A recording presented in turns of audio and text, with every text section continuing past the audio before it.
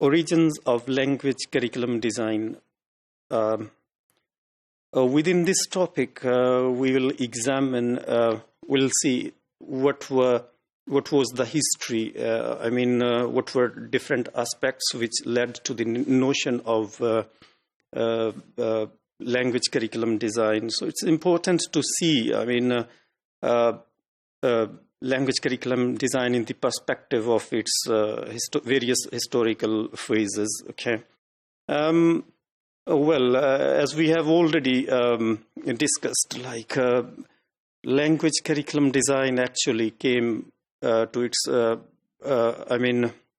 it underwent different phases, and one of the driving forces behind was the quest for best methods for language teaching in the classroom in the earlier decades of the 20th century.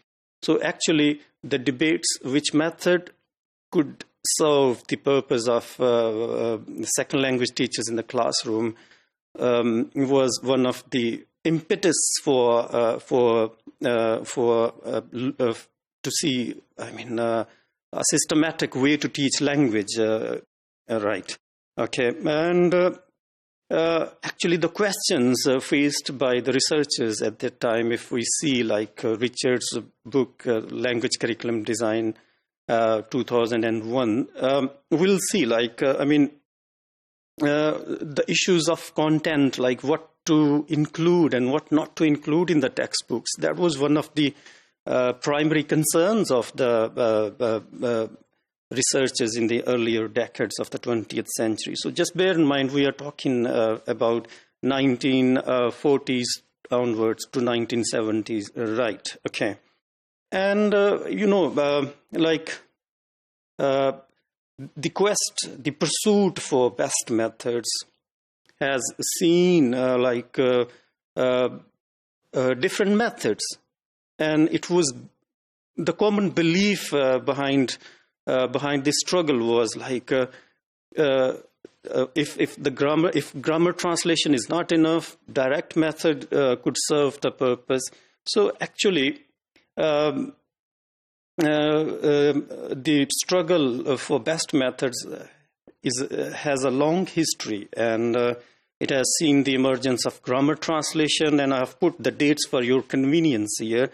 And then came a direct method, and then we had a structural method, and then we got audiolingual method, and then we got situational method, and then the communicative, which is very much prevalent now. Okay, so the question at that time was which method actually could serve the purposes of language teachers, whether grammar translation, whether direct method or audiolingual method. So this was you could see there was tension going on amongst researchers to find out a systematic approach. And this tension actually led to the notion of syllabus design, and syllabus design led to the notion of language curriculum design. Okay, so if we see the language teaching methods in their historical perspective, we will come to know how teaching English was method driven, right? If the teacher is well equipped with methods, they can teach well, and on the other hand, if the teachers are less capable of using methods, they might not perform better in the classroom. Right. So this notion of method actually led to the notion of what to specify for the language classroom. The activities and in which order. Whether to start from, for example, tenses or parts of speech or other features of language. Right. And if we look at the history, we will also come to know, the questions, the tension, what to teach and what not to teach, and how to teach, how to deliver in the classroom. And for example, direct method has a long history, and there was one of the earliest methods which followed to grammar translation. So, for example, a direct method actually prescribes prescribes rules of language teaching, like giving activities to the students, using question-answer techniques, and using and avoiding second language in the classroom. So there was very much prevalent, and again the concern was like this method might not be sufficient for teachers, adequate for teachers to teach a second language. And then we got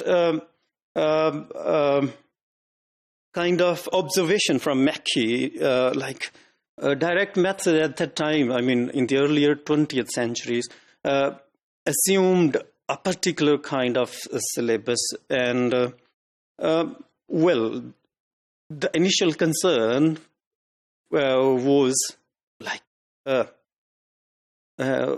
not syllabuses but the methods, right? And we got some of the principles by Palmer, like to prepare the students, and then forming their habits, and then the question of accuracy and gradation, and concreteness and interest, and order of progression.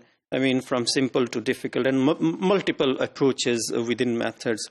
So these issues, in their historical perspective, this tension actually, how to order the content, led to the notion of syllabus design, and this tension eventually led to the notion of principles of language curriculum.